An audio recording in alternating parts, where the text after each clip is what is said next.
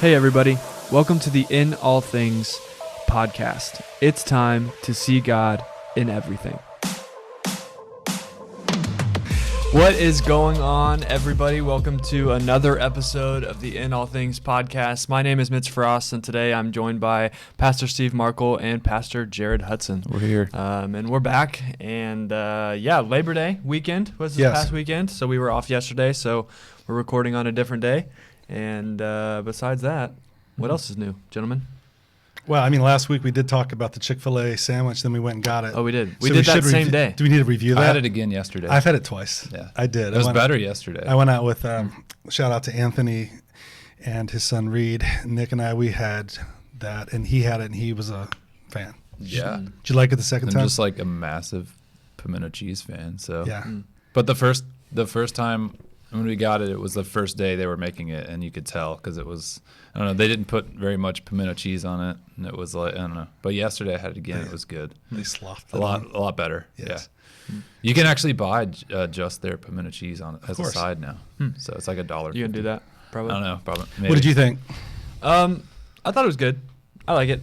I'm not a messy food person, so me eating like a sandwich with pimento cheese falling off every bite, like the flavor is super good, and I would definitely get it again. But I'm not a messy food person. Yeah. I've never been, so it's just like, okay, yeah, it's good.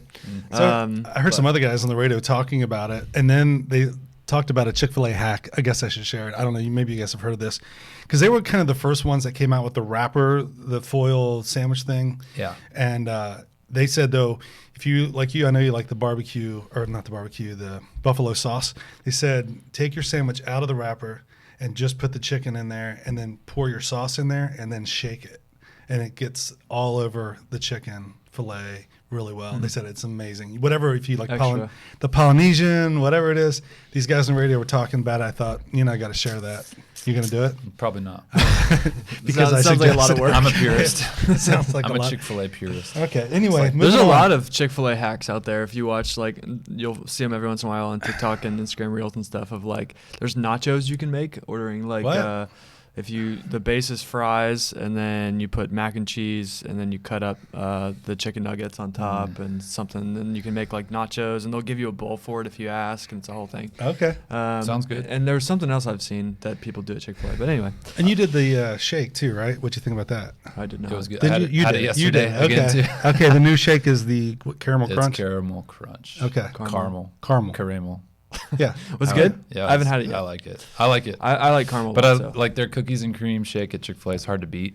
Yeah. So I agree. it's like, for me, peach is their best one. Yes. yeah, peach is pretty good. I like peach a lot. I mean, they're all good. Yeah. But All right. So we've done our Chick-fil-A segment of today. I got another food-related hot topic. Okay, bring it. So Taco Bell is, you know how they have the exclusive Baja Blast? Yes. Which you can sometimes find it in gas stations in a bottle. But in some select stores around the country, they're testing Baja Blast Gelato.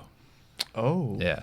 Oh. So like if it's successful, they'll like launch it. Okay. Oh, that sounds All right. awesome. I There know. you go.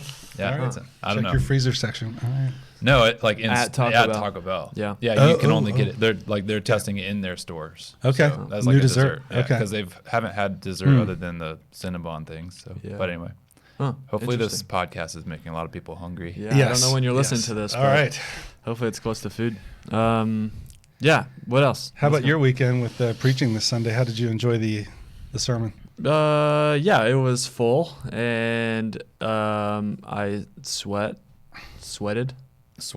I swat a lot You more were than sweaty? I usually do, because I don't know, something about the room. I don't know. I felt like it was hot. But it was good, and it was also a lot to get through in the time frame, so there was no like room to go too far down any rabbit trails or to the left or to the right too much. I kind of just had to go for it, both Yes. services, and it took a lot out of me. It always does, like when you preach and you know give it all you got. But I was like even more so, like just Why? exhausted. Because all of day. the topic? It was For those that just weren't a lot of there, work. what was the topic again? Talking about the fairness of life and Yeah. God's intervention in it all and everything. And yeah, I mean, it was a lot of prep work the week before, and then it was a lot to, clearly and passionately do it 2 services in a row, and it was just a lot of mental, it was a heavy thing to carry. So I don't know. I was just tired from it. Did anybody say anything to you about it afterwards besides, hey, great message? A little bit. Yeah. I was talking about this with somebody. It might have been, it was my wife and I and some friends were hanging out and they were asking the same thing. And it's not one of those messages that was like, rah, rah, everybody's like, oh my gosh, so great. Like, wow. Like, it was more of just like, I've heard more like yesterday and stuff. People send me messages like, hey, I've been thinking about it a lot. Yeah. Thank you for that, whatever. Which is cool. It's different, flavor, I guess, for messages and things like that. But, yeah. Yeah. I think the point about the devil having power by permission, is that the statement? I think that one struck a different chord with people who had never really thought about that and were kind of uncomfortable with that idea that the devil is the ruler of the world, kind of, at this time, with God allowing him to do things that he does. It's hard for people to get their mind wrapped around that. It's one of those things, I don't know. For you, Jared, what do you think when you hear that? Did that statement, like, is something you studied recently in any of your theology courses or anything like that? No, I think that it's not something that's easy to hear and decipher in your mind, at the snap of your fingers, because it's a lot deeper than one sentence. Yeah. And, people write entire book series about this one concept.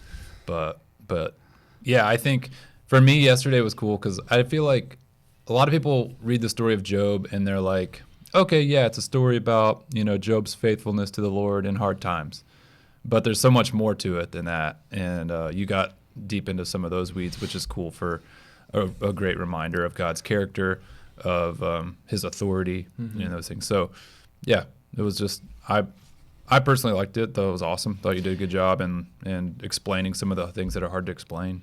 It struck a chord with people who are struggling, and I've heard during the whole series people using the care room more than a typical series. Yeah. My mom and dad served in there in the 11 o'clock, and they both were telling me about different things that happened, people coming by wanting prayer. Some were like, that just was about my life and I needed that so bad. And still, like you said, and I think the biggest takeaway for me was the being able to say I don't know sometimes, when I think my generation, more so than yours, is more uncomfortable with that. Like, we just feel like, hey, we're supposed to have an answer. Pastors that are my age, like, somebody comes to us with a question, I don't know why that happened, is not an acceptable answer. It's like, well, we got to figure this out. We got to get down to it. Not that, it could be because of sin in your life, but, just why did God allow this to happen? And everything happens for a reason. And the way you tackled that statement, I think, was really, really good. And it, I think the line that stuck out to me was where you talked about the people that in the room really live with logic, love logical thinking, where you have to step across the line from logic to faith. And I think that's what makes, Christianity, a lot of what makes it what it is that, there's so much logic, but it only takes you so far. And then you have to have faith and trust God in spite of that. And, we've all sat down with Christy and Terry and talked so many times about what they've done and what they've gone through with Brock. And there's a point where it's like, I don't understand why God allowed that, but I have a choice to make. Am I going to trust God anyway and keep going, or am I going to run from God? And like she said to me many times, I don't know what I would do without my faith to go through something like that. So, anyway. Yeah, it's tricky. And, some of the stuff, like Jared said, some of the stuff, it's like that could be a whole sermon. That could be a whole series in and of itself. Like the thing about, Satan's authority and stuff like that. Like I wish that I had the time to just go all in on, thoughts or what I've heard about this kind of stuff. But it's like, there was a lot crammed into one message. I mean, I came into your office early last week and was just like, hey, I'm really starting to put this thing together. And you and I had like a 20-minute conversation of like all the ways it could go, because this conversation is so layered and so in that conversation, we just had to cut it off because we could keep going and going. Yeah. In that conversation, anybody that takes this message and wants to talk about it with somebody, it just is, it's a never-ending trail of we're trying to understand God, which we know his ways are higher than our ways and his thoughts are higher than our thoughts, like it says in Isaiah 55. It's like, well, how are we ever going to completely understand God? We're not. Yeah. So, but it was good. I think it was a valuable series, and it was quick. Like we said, we got another quick one coming up this week. So, which I think is cool and different for 3 week, 3 week series. Yeah. Like, coming out of a 9 week? It was 9, I think, in the summer. Yeah. So I think it's a good change of pace, and I think people will like this week we're already switching it up, and I think that's cool and different. Preview? But yeah, sure. It's called Sneaky Idols. Elevator pitch. Yeah, sneaky idols. And actually, it was a term that you used, I think, in a sermon at one time, I think. And that's where and then I said, I wrote it down, thought that could be a good sermon series. And then we talked about it. But the idea is that there are so many idols that we preach on, that we talk about. The obvious ones like money, success, fame. There's so many things that we obviously make idols over God in our lives, and we've preached on them and they're obvious, but there's some things that are sneaky that get into our lives that are really good things. And a lot of idols can be good things, but we elevate them. But these good things are things that you would not think of as potential idols. And one being family. I mean, family is a gift from God. And I'm in the middle of writing that message right now, so I don't want to go too far. But family is a gift from God, but sometimes we elevate that above God. And then we're going to talk about spiritual success. Like, of course, spiritual success is something we strive for, to be doing all that we can in our relationship with God and winning people to Jesus and serving and giving, all those ways. But we can get prideful about that. But the success thing, we can celebrate too much to a point that becomes the idol. And then the third week is about contentment, which is tricky because we're supposed to learn to be content, but also we can become so content that we're not growing anymore. And contentment can become an idol in our lives. So we're just striving for contentment. So I'm preparing, working simultaneously, really in all three of them right now, as I get thoughts as God gives them to me. So I'm excited for this series. I think it's going to be a different take on some things in our lives that, we get so wrapped up in the big idols and we know them, we've preached on them, and everybody knows that's wrong, sure. But these are ones that are like, this first one's going to be a little sticky and gonna probably hurt some people's feelings with some things I'm gonna say. So good. You like that? Okay. Oh yeah, I love getting my feelings hurt. So. Okay. I'm gonna specifically think on how to hurt yours. So this is a 3-week series. So say hypothetically it was a 4 or 5 week series. What are 2 other topics that you would have thrown in there that are sneaky idols? So you said family, you said spiritual success, and contentment. Those are 3. There was definitely another one that I had that I cut. Now you're putting me on the spot. You don't have to remember. It's okay. I know. I'm not going to right now. It's like, what do you think? So there's, just to be a little candid on this podcast, I feel like one of the things in my life that creeps up a lot as an idol is knowledge. Oh yeah. And this, I've always been super inquisitive my whole life. So, and with the power of Google, you can know anything you want to know at any time, and partner that with FOMO is dangerous, because I feel like a lot of times it, like late at night, my mind is wandering and I start thinking about something and go down this rabbit trail. Next thing I know, I'm like 27 pages deep on Wikipedia, and because I have to know, and it's a dangerous game for me. I think that wanting to know everything about everything is an idol that at times that creeps up in my life. That's a good one. Oh man, I gotta expand the series. Forget whatever we're doing in October, we're gonna push it back. Actually, like part of what you just said is going to be included in the one on spiritual success, the idea of biblical knowledge. Sometimes people really get puffed up with pride, spiritual, like, man, I've read the Bible through 25 times. I got a master's degree now in theology and I know so much. Well, great, but practically, right. Yeah, so it's good. I think for me, a sneaky idol that I have found myself probably consistently for a long time dealing with and having to fight against is the idol of community. So like when you value community over God. So like for me, that's always been this tension that I have to hold between, like, do I want community, and call it spiritual community, call it small group, call it whatever. Do I value that more than just being with the Creator and spending time with God? Like, would that be enough for me?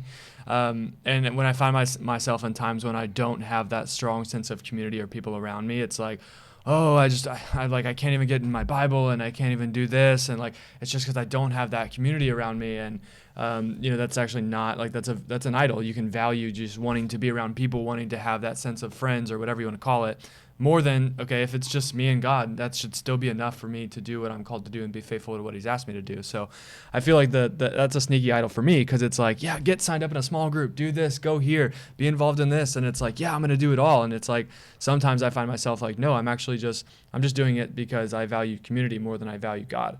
And a good friend of mine over this past year, that's been something that has been brought to my attention and made me realize that that's an idol of mine, was they were, talking about, yeah, so like when they were going to join a small group and things like that, they were saying they had to constantly check themselves that they were joining community out of an overflow of their time with God, not joining community because they valued that over their time with God. And I was like, that's something that I think I've always dealt with. So that's one for me. I don't know if that made any sense. No, but, it does, because it's tricky. Again, you're talking about something God's commanded us to do. Yeah, and something good. But don't do it. Don't do it more than you do, like this time with Him. And they can be in conjunction and work together. And as they should be, yeah. Right, because like your community might be the thing that drives you closer to God. Absolutely. So you don't. It's really, it's a tricky subject. And so who knows, maybe next year we bring it back with 3 new sneaky idols that come out of this conversation. The flip side of that coin, because you have an extrovert nature. Yeah. Like the flip side of that for somebody like me who's an introvert would be like isolation. Like that is where I find so much peace and joy, ironically, is like when I get to retreat to be by myself. Yeah.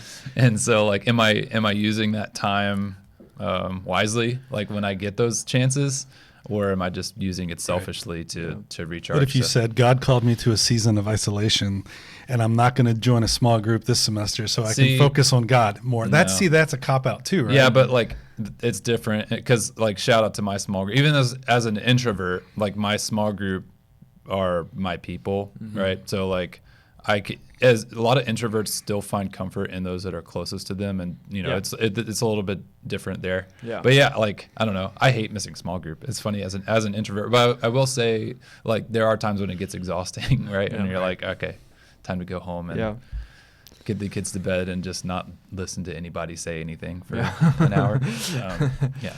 Yeah.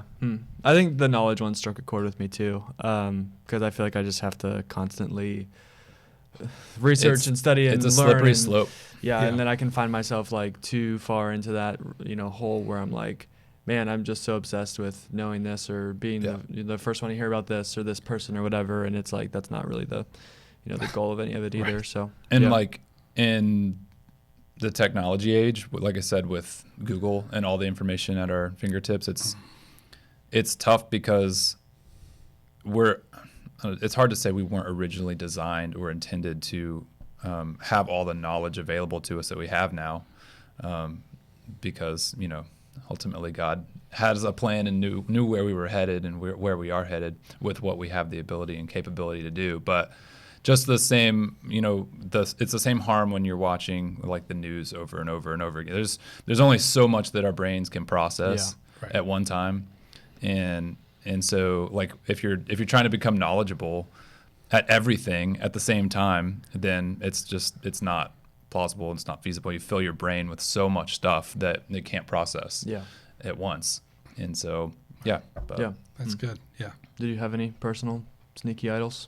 I mean, no, more than the ones we've already talked about. I haven't had others that have come in. I think of the 3 that I'm going to talk about, probably, man, I don't know. They all, I think I would say I struggle with all of them. So they're meaningful to me. But the contentment one, as you get older too, it kind of gets to you a little bit where you're like, actually, one of the elders sent me an article last night. They sent it to our elders group, and it was great. But it was talking about a pastor who resigned, and he resigned. His ministry looked successful, but he just couldn't take any more of the pressure of being a pastor. And he was talking about all that. And the point of sending it was just, to acknowledge of what it's like to be a pastor and some of the things that you deal with. But there was a point I was going to make with this. What was it? I don't know. What but were I we got the talking same about? article too. Did you get it too? I haven't read it yet. It was a guy. It was a So fill me in. Presbyterian church, but it was like he listed the 7 things that are the reasons why he was quitting the ministry. Oh, okay. And I know what it was. I was going to this idea of contentment. And I told the guys that I said, I appreciate the article and I relate to those 7 things.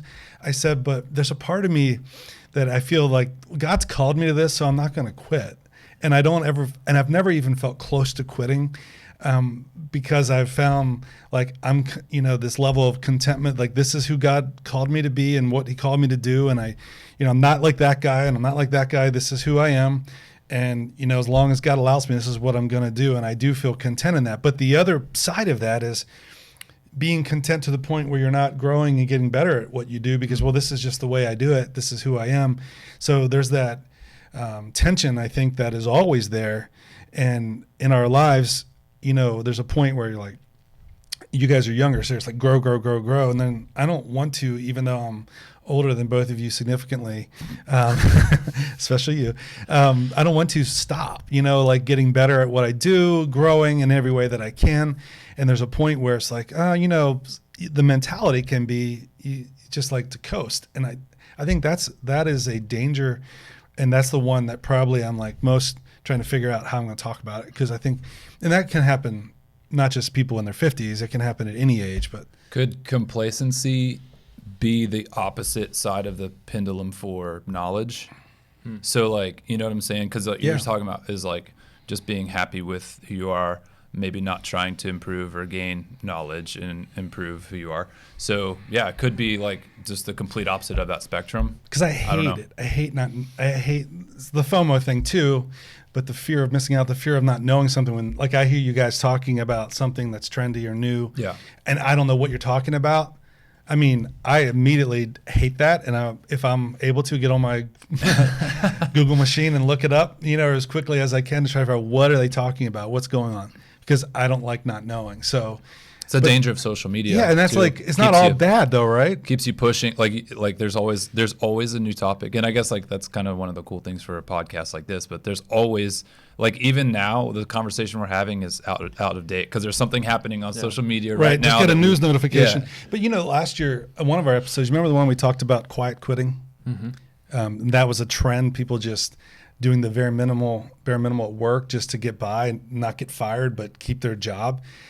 There was I don't know if you saw this, but there was an article just in this week in multiple news outlets about now the opposite, not really opposite, but loud laboring. It's funny because Labor Day weekend, but loud laboring is a trend now. What that is people working and doing everything and making sure everybody knows what they're doing, talking about, I just did this, I just accomplished this, I'm so busy with this, and being the loud one in the office to always be sharing their accomplishments and what they're doing and getting done.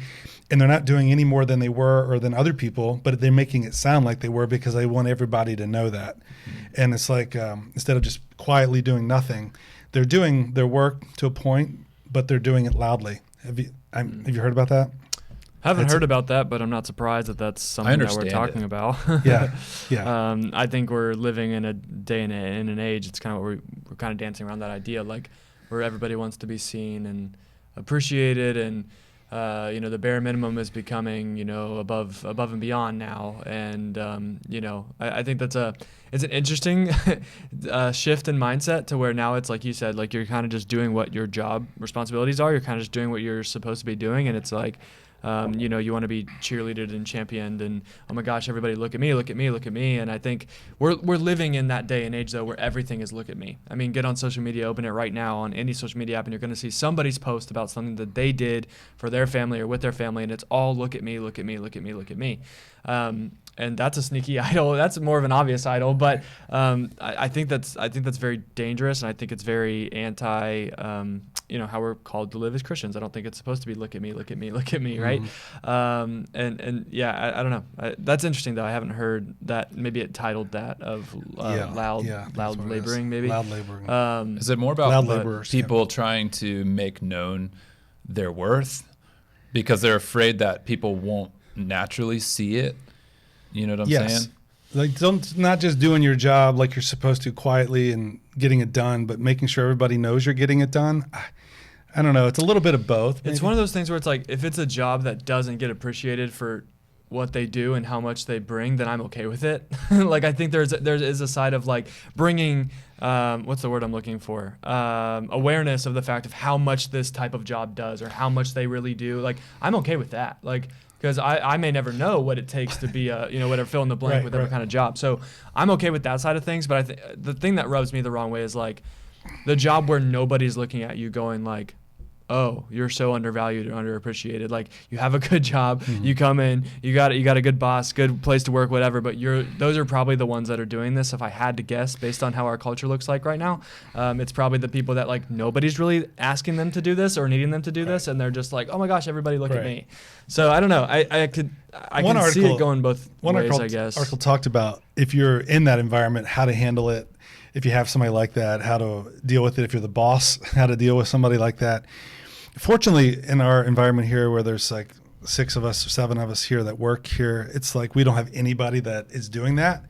But sometimes, good to know. Yes, it is. I wouldn't have brought it up. Now that I brought it up, but the truth is, I mean, like, just imagine what that'd be like. It'd be kind of, and it can be like when you're doing the things that are more obvious that everybody sees the results of, you feel less likely that you need to talk about your work.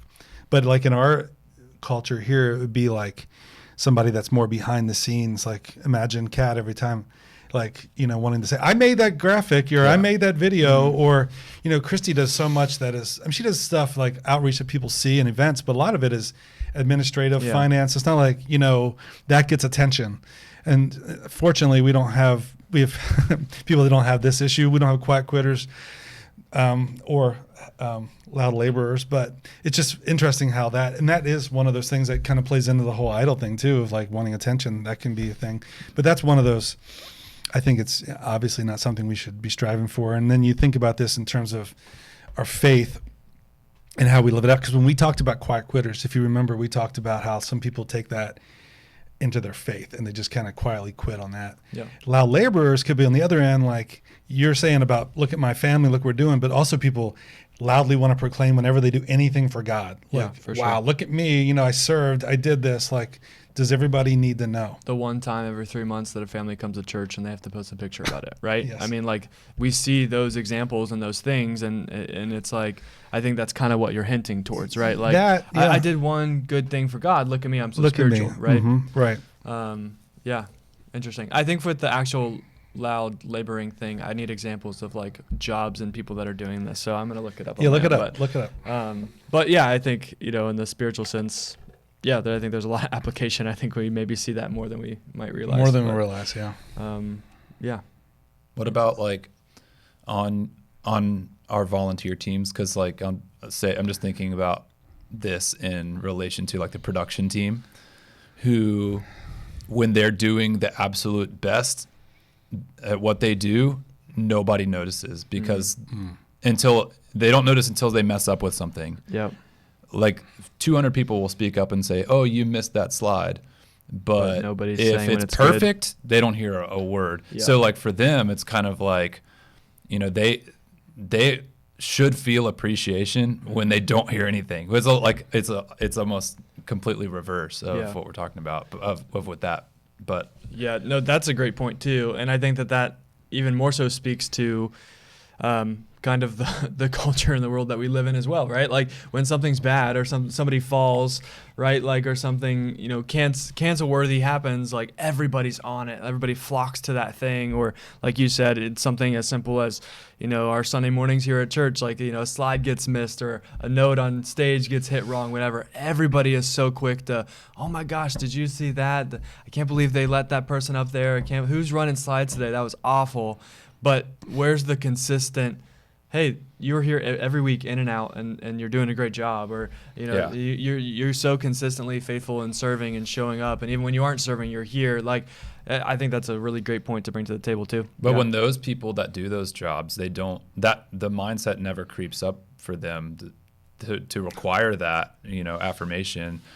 Those people are awesome, right? Because I appreciate those people so deeply for what they do, because it's sacrificial to serve behind. I mean, now that we're in the middle, well, not in the middle, but just starting football season, it's like that's like the offensive linemen. You don't know their names. Yeah, and it's like I was listening to the recap of people talking about the Buckeye game, which was very boring. One of the most boring Buckeye games I've watched. Well, they won obviously, but it was. And they were talking about, well, the offensive line didn't block well enough, or who cares, right? Like they just need to block better, but nobody really. They don't get interviewed. They don't get their recognition, and they just only because they didn't do well enough. Yeah. Right. And it's like in life, there's so many people like that, and some have to be loud, and some It's funny whenever you get like, not to get on the football train, but whenever your team like recruits like a 4-star or a 5-star offensive lineman, you're like, oh, great, and like that's cool and all, but what I mean. He's just a lineman, right? Right. Nobody gets that excited. Yeah, it's not the quarterback or the he's like receiver. one of the top 10 linemen in the nation, but like nobody knows his name, and you're not excited that your team recruited him. But it's just another stat. Right. But for those guys, I mean, they take the brunt of all of it on the football field, and so and they don't get recognition from it. But what would it be like if they wanted? It's like the wide receiver who gets pumped up after like a huge catch. You don't see those guys like getting fired up after like a block. No. Like they're quiet leaders, and they have to be. It's what they're more or less that's what they're bred to be because they're 400 pounds. So, yes. But yeah, anyway. so we need to learn how to celebrate the linemen in all of our individual Ooh, I circles, like it. right? You need to celebrate the linemen that might be on our part of church that. serving teams. We got to That's celebrate right. the linemen in your job.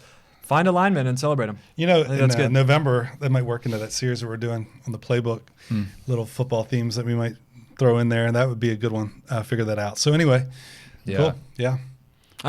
So let's, this is the same conversation, but where's the line between wanting appreciation and appreciating appreciation, and when does it become, I need it? A sneaky idol appreciation of, this is something that if I don't get it, I'm gonna think in these ways. Like, how do we navigate that line? Because I think it would be untruthful to say that, there's people who don't need any recognition or appreciation whatsoever, and like it, they don't care about it. Like I think everybody to a baseline appreciates, right? Like being recognized for what they do. I think there's varying degrees, right? But I think everybody would generally say, okay, yeah, if somebody appreciates me or recognizes me for what I would do, I would like it, right? Well, start with you because you spoke yesterday on stage in front of everybody. Do you feel like you needed more affirmation or less, or whatever you felt or whatever you got, was that enough for you? Or for me in that way, it depends for me it's who it's coming from. Yeah.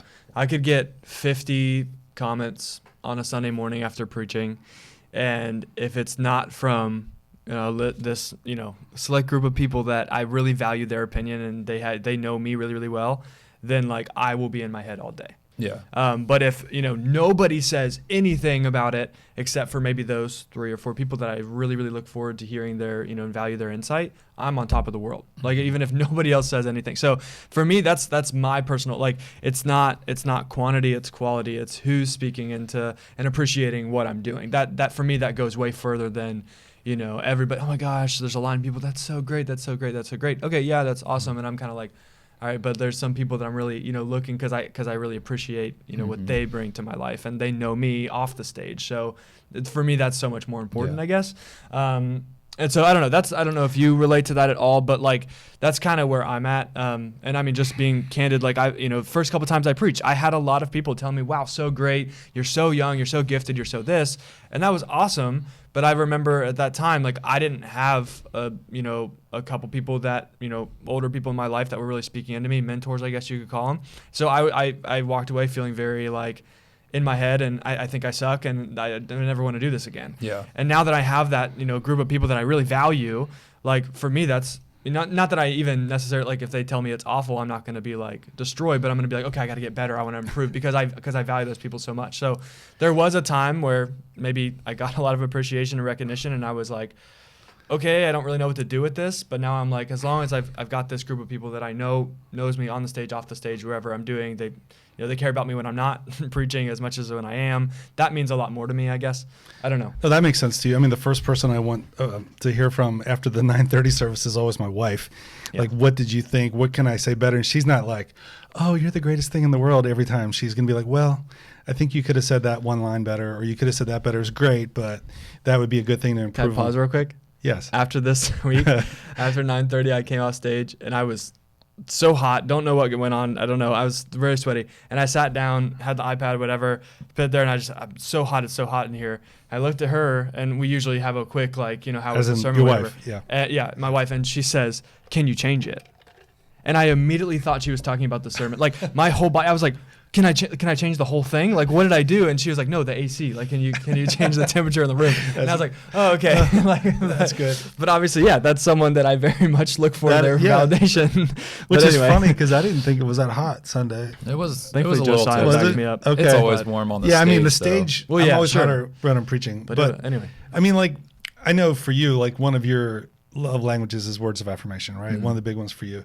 And so when I like try to give you feedback afterwards, if I just said, "Hey, great job," it's like, okay, anybody says that. I try to be with you intentional about using words that I'm really thinking like about it and say something specific that I thought was good, because I think to you that's like, oh, he's not just saying that. He really thought that. He really listening. I think, people don't generally give us bad feedback. They just give us none. Sometimes there's you can tell when some people really thought about it. I care, and I think that's what I was trying to tell you earlier. I care more about hearing now about people who really were thinking about the message and it impacted them in a way that might produce life change in them. It's not just, oh, you did a great job. Your performance on the stage was fantastic. I used to get kind of sucked into, did I make people laugh? Which is, I think humor is a great way to break down barriers, and it helps people to listen then when you drive home a point. But sometimes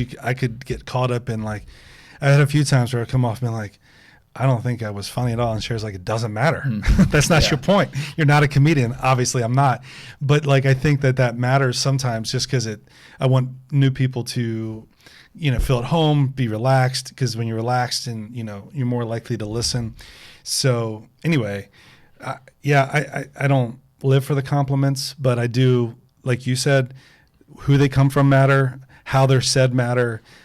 Attaboys, great job. That's nice. But, I appreciate that. And I can just, I think, how about you? I know you don't preach, but. I am like 98% internally motivated. So I don't really require much affirmation. Yeah. Like affirmation. And so like, constructive criticism, I eat that for lunch. Like I love it. Like there's nothing more, because I see most of the things that I do wrong or and I know that I need to fix them. But if I hear that, like, okay, this person also agrees, it's like, okay, now it's really time to shift gears and fix this or fix that. So like me and Josiah will have a meeting every Monday, and we go through like a list of like 25 things, and some of them might be small details that went wrong in the service or things that we need to try to improve on. And for me, whenever I say something and he also sees it and we agree, we're like, okay, that's a hard hitting point we need to fix. But like when it's just, I'm a lot like Mitch in that the repetitive, oh, that was great, good job, you sounded awesome today. Like those just become so monotonous in your mind that you don't value them because they're not constructive at all. Mm-hmm. Because you'll have the same exact person say, you did so awesome every day. We're like, okay, yeah, but in the back of my mind, I'm thinking, okay, yeah, but I needed to fix this. I need to do this different. And if those things are pointed out, obviously you don't want people coming up to you and like harping on all of your flaws, right? And that's what I'm talking. You value Sherry so much is because your relationship allows her to do that for you and for your wife too, Mitch. So, but that's kind of how I work. Like I guess I'm a little unique in that, but I don't hate when people are like, that was awesome or good job or you sound. But at the same, I'm not fueled by it. Like you haven't been. I would say over 11 years of working with you, you haven't been the easiest to compliment. Sure, because you're like but also whenever I've gone to you with some constructive criticism, it's usually like you already know it. But I find that validation in like, okay, somebody else saw it, so now it's time to tackle it. Yeah. Right. And with every staff member too, in my position, I know that you're not all the same. And so maybe certain ones need more affirmation than others and more validation than others. Yeah. So, and I don't, it's just one of those things that I don't live for that either. And it's different. It varies, but But some people, to get back to the idol discussion, I feel like some people idolize that way too much. Like if they don't hear feedback from anybody, then their self-esteem can go down the drain so quickly. Yeah. And and then to get back once again to the production team volunteer argument, like I have to a lot of time always go out of my way to tell them that they did a good job, because I know that nobody else is feeding that into them. And if more than likely, if they're serving in that capacity, they're a lot like me, and that they don't require a lot of positive feedback. Yeah. Well, I will say for you and I both, I think it's something that can be a blind spot for us. I know that it has been for me, of appreciating people that do the mundane things that we might look at as regular tasks. And because maybe I don't require, hey, great job every time, or thank you every time. Yeah. It's still, there are people that really thrive on that. Yeah. And I've been told and, encouraged to do a better job of that. And sometimes, man, it's so life-giving. Sometimes just to walk through and thank people for what they do. I mean, especially volunteers. I mean, that's serve the ministry of the church. And you can think, well, they should be doing it for God. Why do I need to thank them? They should get their, they shouldn't have that goal of being thanked by the pastor that they serve under or whatever. But I think it means so much, and it's life-giving to them, and to then when you do it, you feel like, wow, you know what? It is good to appreciate people. Yeah. I think it's like, it's showing them that what they're doing is worth something. Yeah. Right. Like I think of the people that run, like one of the easiest jobs in our church is on the production team running camera, and we struggle to staff that position, but it's so easy. But I think that when people are doing that position and running a camera, they don't realize that if they weren't there, then nobody would be able to watch on the live stream. And same thing in the worship center. Like if the sound guy wasn't doing his job, nobody would be able to hear. It's because of one person that so many people benefit. Yeah. And then same thing with the kids ministry. If they didn't sacrificially serve back there, we'd have 1,000 babies crying, and nobody would have been able to hear, the story of Job this weekend. And so I thought it was job. Yeah. Whatever. No, that's good. And it makes me think of too, like, we hope that when we die and we stand at the gates of heaven, we're going to hear, well done, good and faithful servant. Right.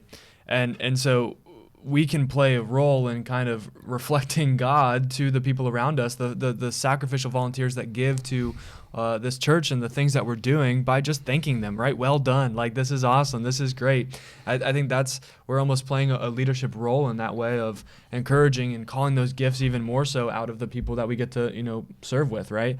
And somebody who needs more affirmation maybe than you do, like there's times where I'm thinking about, in those settings where, we'll make a comment about something not being great or something not being right or whatever. I'm thinking like, oh, what is that person who's running it going to feel? And, there's been times where, like, back in the sound booth, just getting my mic, and I'll go up to the lights person, hey, thank you so much for today. I'll tell Wayne, and I'm just, because I'm thinking about if I was in those shoes and in that spot, like, I would feel like crap if I didn't, I so know. It's different perspective, there though, is. right? It's just like remembering all that. It's good. Yeah, we want the end product to be as good as it can possibly be. Absolutely. So when we're apprehensive to receive criticism on things, then that's dangerous for what we do, because ultimately our goal is for more people to come to know Jesus. And so we want to be able to we want our service to run as smoothly as possible. We want our performance to be as optimal as we can possibly make it. And if we're apprehensive to getting there, then ultimately we're responsible for, less people coming to know the Lord, which is our goal. So it's like there's a line that we have to walk there. Yeah. And I think three of us, we're all on on slightly different paths in that, like, as far as what we require. Yeah. But we're all driven to be as perfect as we can too. So we are all very hard on ourselves. Like, we know when we said something wrong, did something wrong, and we are quick to be on our own case. Yeah. So anyway, which is good, and each other's, because I think the longer we work together, the easier it is to be open about. And even Josiah's only been on our staff for a little while, but when he was interviewing, he was telling us about how open and forward he likes to be. And I was like, okay, cool, this is great, because we'll be able to be so open and candid about our team performance and how we can improve, and how he can improve, I can improve, and it won't be like this big walking a tightrope game over what can I say to him about how he needs to change this. Well, because he's eager to get better. We're all eager to get better. Yeah. So. It's hard between like after our first service. Like there was something you said at 9:30. I was like, do I tell him that you could have said it differently or better, or will that get in his head? Or if something with music or something isn't right, like did Josiah know it? Did you know it? And sometimes I'm like, it's not that big of a deal. And knowing them, they probably already know it. Yeah. And and if I come to them and say it, because I've done that to you many times, Jared, and you've been like, I know, I know.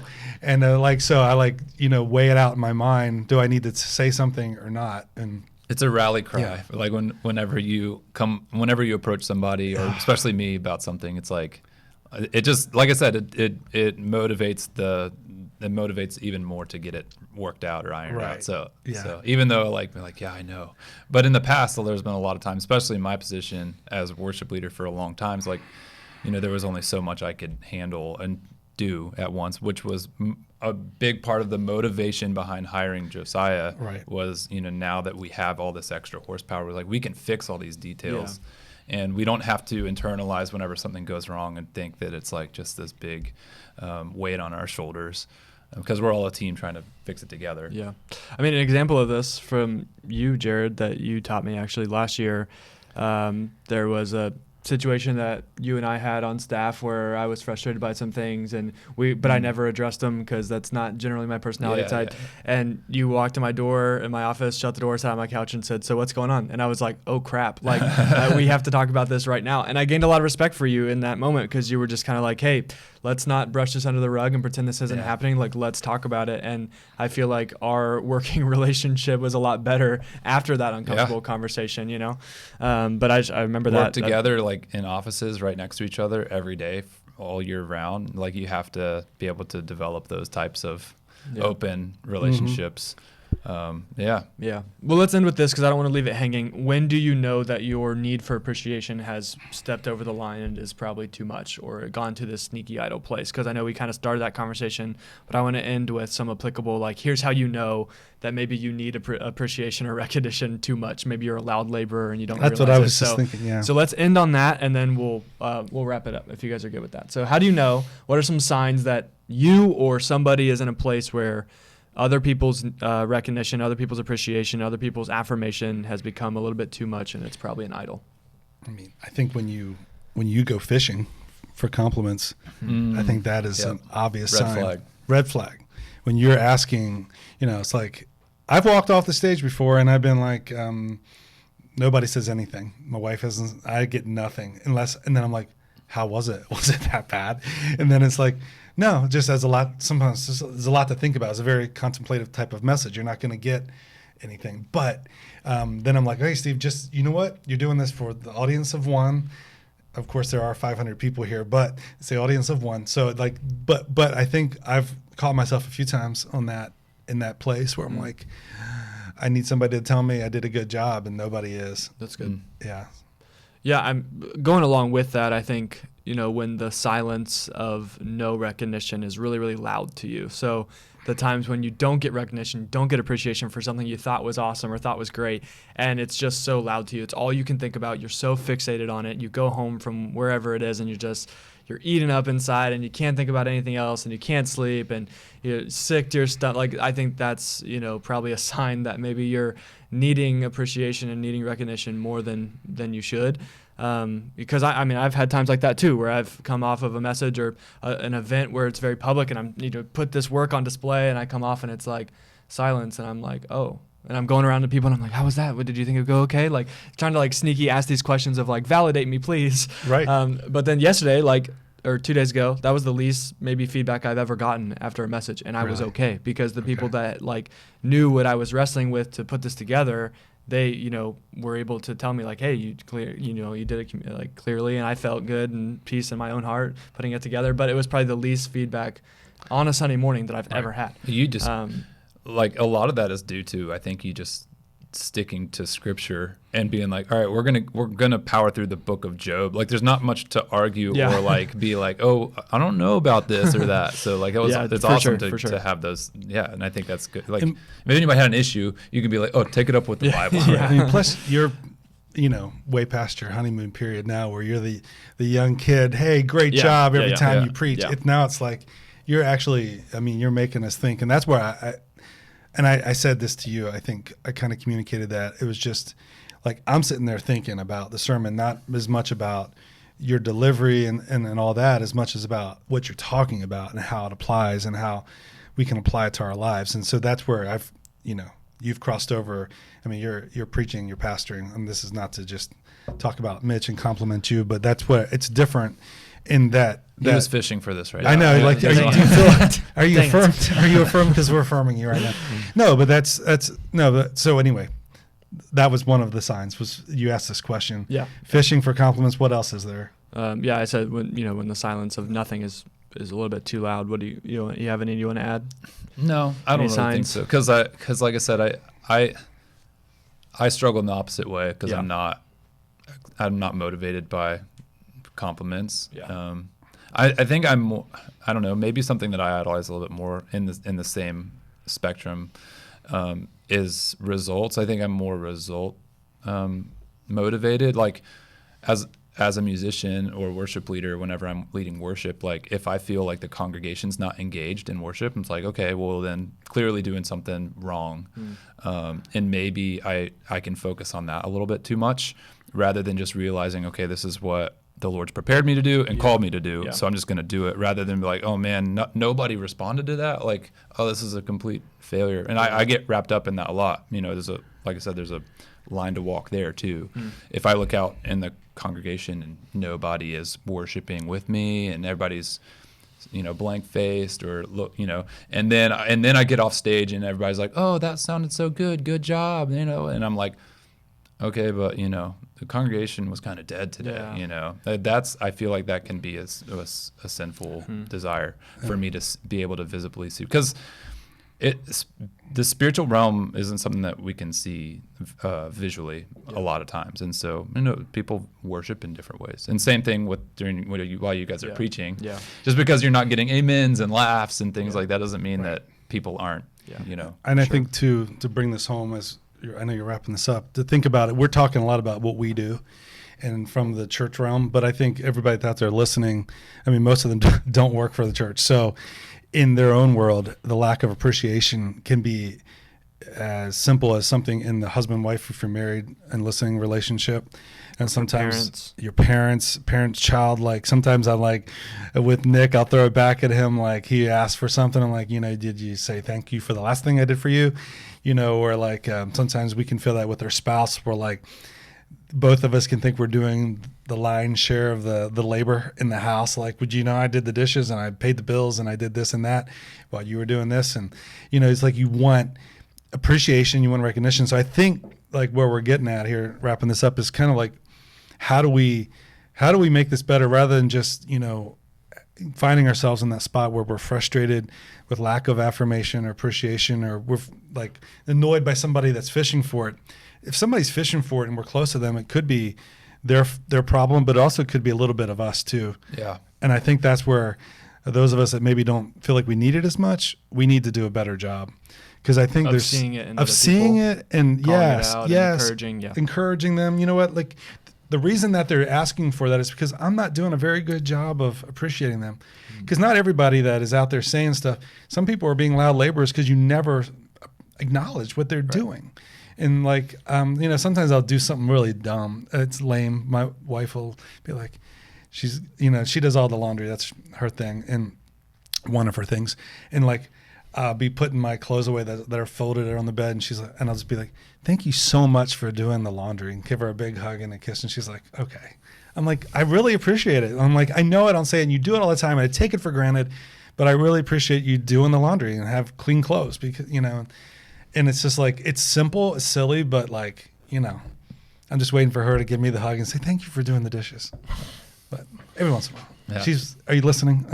There's always something you're trying to get out of it, right? It's like, thank you for doing the laundry, but could you do it a little quicker next time? No, not really.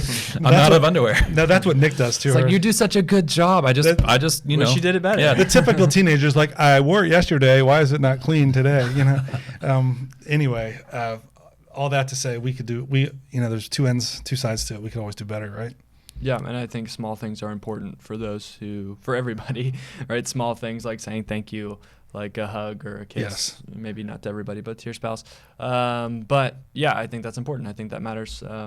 But I think that's it. Do you guys have anything else you want to add to this? I think we're kind of at a good place to end it. Wrap it up. Yes. Yeah. No, nothing else to add. Yeah, well, let us know what you thought of today's conversation. We'd love your feedback, and we'd love ideas and topics for future conversations as we continue to make some tweaks and change what this podcast looks like. And we've heard some good feedback already. So speaking of feedback today, we've heard some feedback of people liking the third and liking kind of the very unscripted platform. So we're going to continue to go down that route. And I think that's all we got for today. Yeah, sounds good. So we will see you next week on the In All Things podcast. Thank you so much for listening to this episode of the In All Things podcast. Our challenge for you today is to send this episode to one person. Seriously, think of somebody right now that could use this conversation and send it to them. If you have any questions, feedback, or topic ideas, please send them to podcast@sycamorecreek.org, and make sure you follow us on Instagram and Facebook at Sycamore Creek Church so that you can always see what's going on in our world. If this conversation helped you at all, make sure you share it, leave a review, and subscribe so that you don't miss out on a single episode. We love you, God loves you, and we'll see you next week on the In All Things podcast.